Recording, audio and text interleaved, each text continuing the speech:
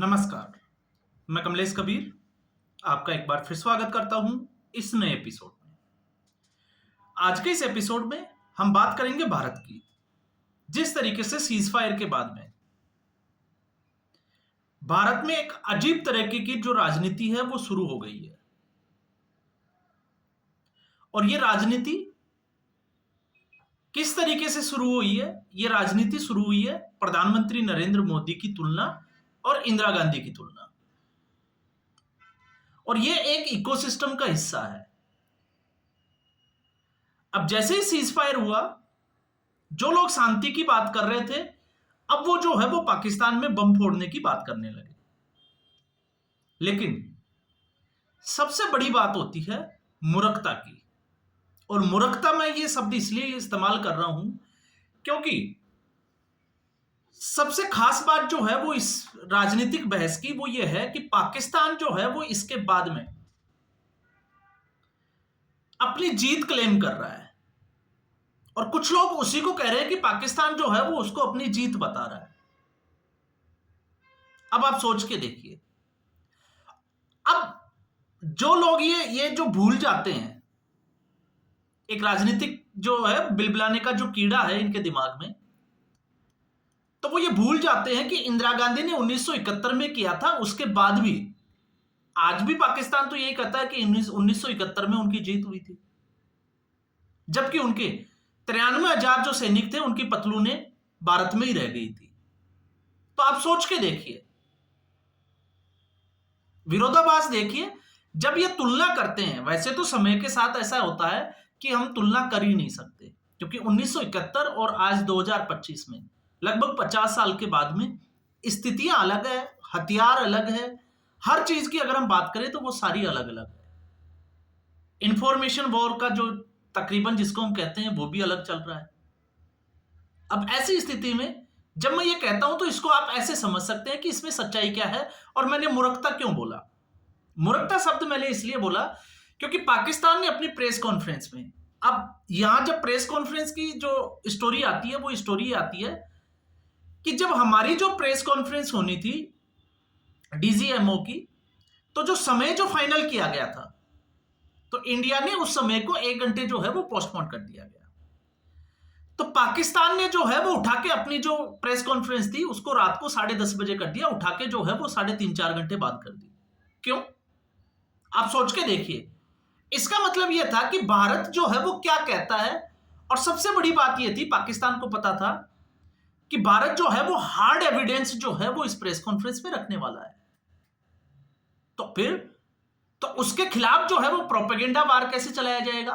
तो हो सकता है वो फेक वीडियोस दिखाएंगे, कुछ पुरानी वीडियो निकालेंगे, तमाम तरीके की रणनीति बनाई जाएगी, और उस रणनीति के बाद में एक प्रेस कॉन्फ्रेंस, और प्रेस कॉन्फ्रेंस में यह दावा किया गया कि उन्होंने दिल्ली के ऊपर ड्रोन उड़ाए।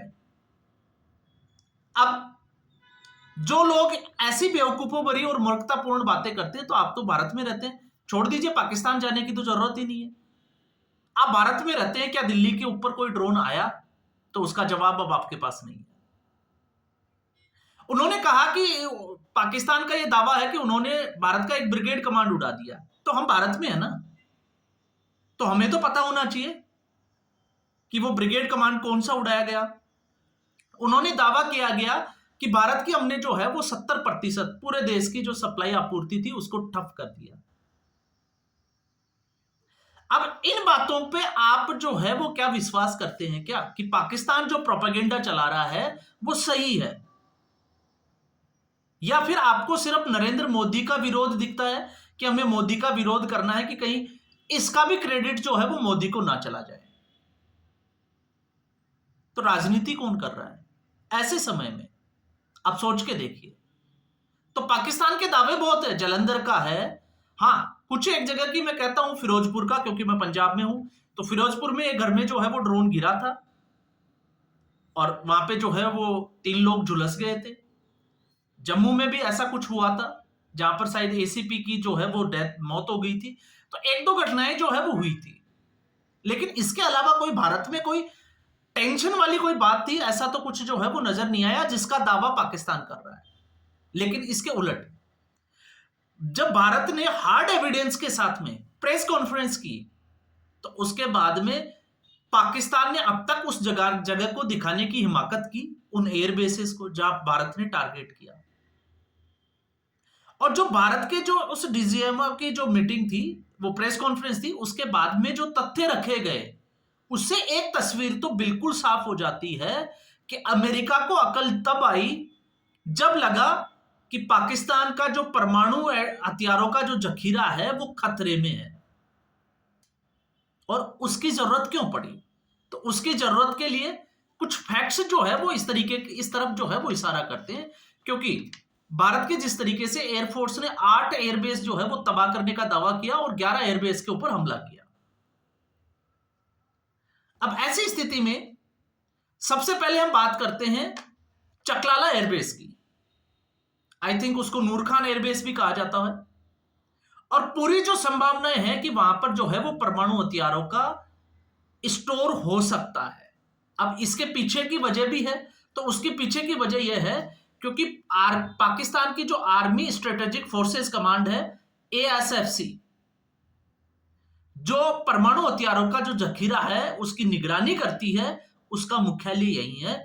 और भारत ने यहां पर इस एयरबेस के ऊपर एक मिसाइल मारी थी और उसकी जो है वो सैटेलाइट तस्वीर भारत ने अपनी प्रेस कॉन्फ्रेंस में रखी थी। तो यह बात जो है वो साबित करती है कि कुछ जो है वो हड़कंप पाकिस्तान में मच चुका था, क्योंकि पाकिस्तान के एयरबेस डिस्ट्रॉय होते चले जा रहे थे। इसके अलावा दूसरा जो था मसरूर एयरबेस। अब ये इसलिए शक की जो है वो उत्पत्ति होती है, यहां पर उत्पन्न होता है कि यहां पर भी जो है वो परमाणु हथियार हो सकते हैं, क्योंकि पाकिस्तान की यहां पर मिराज और वी स्क्वाड्रन दोनों जो है वो यहां पर तैनात है। तो आप समझ सकते हैं कि ये एयरबेस पाकिस्तान के लिए क्यों महत्वपूर्ण है। और इसके अलावा सरगोदा, जिसका बार बार जो है वो नाम लिया जाता है, क्योंकि यहां पर F-16 विमान जो है वो स्क्वाड्रन के तहत खड़े हैं। तो यहां पर भी पूरा जो है आप अनुमान लगा सकते हैं कि पाकिस्तान में जो है वो परमाणु हथियार कहां कहां हो सकते हैं। और मैंने तो आपको जो है वो ये जब मीडिया में खबर आई थी उससे पहले भी मैंने कहा था कि पाकिस्तान के पंजाब प्रांत के कहूटा तक भारत की जो है वो मिसाइल पहुंच चुकी थी। और कहूटा मैं फिर आपको बता देता हूं, जहां पर डॉक्टर कादिर खान परमाणु की जो न्यूक्लियर लेबोरेटरी है वो वहां पर स्थित है। और मैंने उसके लिए कुछ जो है वो एक स्टोरी भी बताई थी कि किस तरीके से हमारी रोकी जो एजेंसी है उसके जासूसों ने उसका पता लगाया था। जो एक नाई के जो बाल कटवाने जाते थे वहां के साइंटिस्ट, उनके बाल वहां से चुरा के क्यों चुराए थे? क्योंकि जब कोई वैज्ञानिक ऐसी प्रयोगशाला में काम करता है तो उसकी बॉडी के ऊपर कहीं ना कहीं जो है वो रेडियोधर्मी एक्टिव या हम कह सकते हैं तत्व जो है वो आ जाते हैं, और उससे जो है वो पता लगाया गया था। और फिर उसके बाद में बेलारी जो कि एक बोलारी जो एक नया एयरबेस सिस्टम है, और वहां पर जो है वो सख्त आर्मी का जो है वो कड़ा पहरा है, तो इससे जो है वो अनुमान लगाया जा सकता है।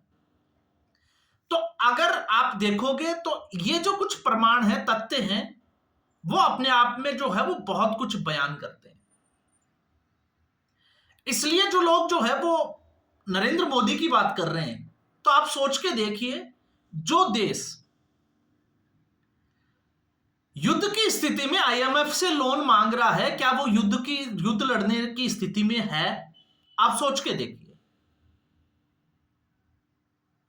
एक तरफ भारत की आप स्ट्रेटेजिकली अगर रणनीति की बात करोगे तो आपने देखो स्ट्रेटेजी कैसी थी कि भारत का कोई भी काम, एक तरफ जो है वो जहां रात को मिसाइल अटैक हो रहा है, लेकिन दिन भर में जो है वो सारी दिनचर्याएं या जो भी काम, बिजनेस जो भी कुछ चल रहा है वो नॉर्मली चल रहा है। और आप पाकिस्तान को देख लीजिए। फिर हम इसमें थोड़ा सा अगर हम आगे बढ़ते हैं तो पाकिस्तान ने आईएमएफ से लोन लिया, अमेरिका ने लोन लिया, तो शर्त क्या होगी अब आप समझ सकते हो। तो युद्ध लड़ने की हैसियत जो है वो पाकिस्तान की नहीं है। और जहां पर बात आती है तो आपने देखा कि जो डीजीएमओ की जो मीटिंग थी, प्रेस मीट थी, उसमें ये साफ तौर से कह दिया गया कि पाकिस्तान की तरफ से कॉल आया था, हॉटलाइन पर बात हुई थी, और सीज फायर की डिमांड जो है वो पाकिस्तान ने रखी थी, भारत ने नहीं। भारत ने सिर्फ सहमति जताई थी। क्यों? क्योंकि भारत ने तो युद्ध छेड़ा ही नहीं था। भारत ने सिर्फ जो है वो पाकिस्तान की कार्रवाई का जवाब दिया था, युद्ध तो हुआ ही नहीं। तो फिर हम जो है, या फिर हमारे ऐसे लोग जो अब एक तरीके से जो है वो 3 दिन में जिनकी भाषा बदल गई, तो आप उनके बारे में क्या सोचते हैं? अब यहां से, और जब हम ये कहते हैं तो आपने प्रेस मीट जो हुई है अब तक की, चाहे वो सेना की प्रेस मीट हो, विदेश मंत्रालय की हो या डीजीएम हो, हर प्रेस मीट में जिस तरीके से जो तथ्य और जिस तरीके की जो बातें रखी गई है, उससे यह लगता है, जिस तरीके से भारत ने कहा कि ऑपरेशन सिंदूर अभी जारी है, वो अभी बंद नहीं हुआ है। तो आप सोच के देखिए भारत जो है वो अभी भी इसको लेकर कितना गंभीर है। दूसरा, जिस तरीके से जो लोग अभी भी मोदी के खिलाफ जो है वो इस तरीके की एक राजनीतिक जो है, जिसको कहते हैं कि बहस को जन्म दे रहे हैं, उन लोगों के लिए भी ये सोचना जरूरी है कि जब प्रधानमंत्री नरेंद्र मोदी ये कहते हैं कि अब की बार जो होगा वो अकल्पनीय होगा, तो आपने क्या देखा? 3 दिन के छोटा सा जो युद्ध है, मैंने इसके ऊपर एक वीडियो भी बनाया था, इतिहास का सबसे छोटा युद्ध, आप उसको देखें। 3 दिन में पाकिस्तान का क्या किया? कोई कल्पना कर सकता है कि भारत जो है वो ऐसा कर सकता है? और फिर उसके बाद में आपने देखा, जब सीज फायर का उल्लंघन किया तो कंपूरी जो कमांड थी उनको छूट दे दी गई सेना को। तो ये क्या था? और फिर उसके बाद में जब प्रधानमंत्री नरेंद्र मोदी ने यह कहा कि गोली का जवाब गोला से दिया जाएगा, तो आपको अब भी जो है वो ये समझना चाहिए कि ये युद्ध समाप्त नहीं हुआ। पाकिस्तान गड़बड़ करेगा, क्योंकि पाकिस्तान का ये नेचर है, उसका कैरेक्टर है, और आप उसके नेचर और कैरेक्टर को नहीं बदल सकते, क्योंकि ये सोच है, एक आइडिया है, जिहादी आइडिया। क्यों? क्योंकि आतंकियों के जनाजे में सेना का शामिल होना, और फिर उसके बाद में आज एक खबर थी कि पाकिस्तान में आतंकियों की एक बड़ी जो है वो मीटिंग हुई है। तो आपको क्या लगता है, क्या पाकिस्तान जो है वो ऐसी हरकत दोबारा नहीं करेगा? पाकिस्तान ऐसी हरकत दोबारा करेगा, और जब पाकिस्तान ऐसी हरकत दोबारा करेगा तो गोली नहीं गोला आएगा। तो आप समझ जाइए बहुत जल्द जो है वो फिर आपको एक ऐसा ही हमला देखने को मिलेगा। और भारत, पहली बार है कि भारत जो है वो मिसाइल से अटैक करने लगा है, क्योंकि पाकिस्तान को यह था कि भारत ऐसा कुछ करने वाला नहीं है। तो जो लोग एक नई राजनीतिक बहस को जन्म दे रहे हैं, वो कहीं ना कहीं अपनी जो राजनीतिक जो पार्टी है उसकी कब्र खोद रहे हैं। वो जो चले गए उनको गालियां दिलाने का काम कर रहे हैं, क्योंकि देश की जनता जो है वो सब कुछ देख रही है। तो फिलहाल इस एपिसोड में इतना ही, फिर एक नए एपिसोड के साथ हाजिर होंगे, तब तक के लिए धन्यवाद।